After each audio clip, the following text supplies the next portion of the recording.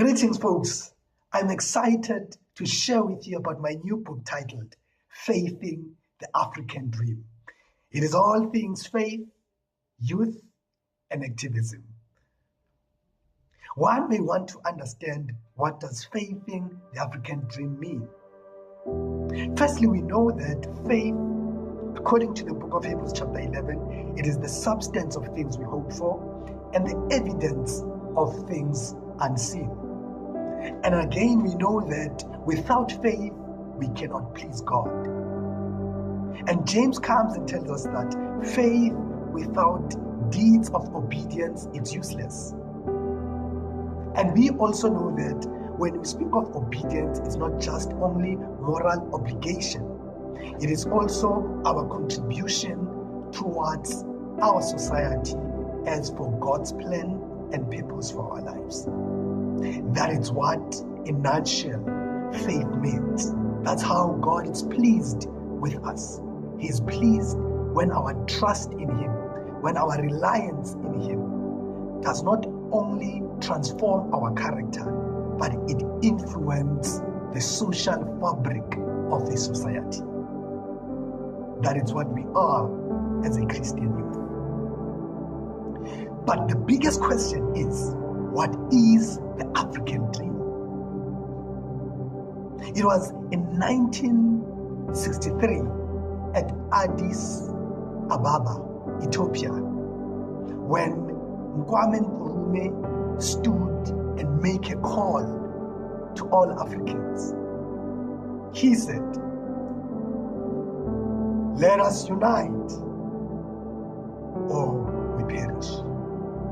Kwame Nkrumah's call was all about Africa becoming the United States of Africa, independent from the colonial systems, becoming one country that will lead a socio-economic transformed society. Interestingly enough, it was in 2015, through the leadership of Nkosazana Dlamini Zuma in the African Union, that they drafted a document called Agenda 2063. Agenda 2063 was an initiative to bring progression towards the initiatives, past initiatives, present initiatives that will transform our society, that will transform our economy, and that will transform our social status now and the next 50 years. They had a document again called the African Youth Charter, which encouraged the young people to be actively involved in transforming our societies where we are. You can go and read further what Agenda 2063 entails and suggests, and what it means to us as the African youth. With Faithing the African Dream, I'm challenging you to find God's plan and God's purpose for Africa in the Agenda 2063. Like how God gave Pharaoh a dream and Joseph the interpretation and the implementation plan of that dream concerning Egypt. That is what is to us. God has given the dream to our political leaders, but we as the Christian youth, like Joseph, we can interpret it and implement it. The African dream is not about you changing the world. It's about you changing the African society, transforming the African society through your faith from where you are.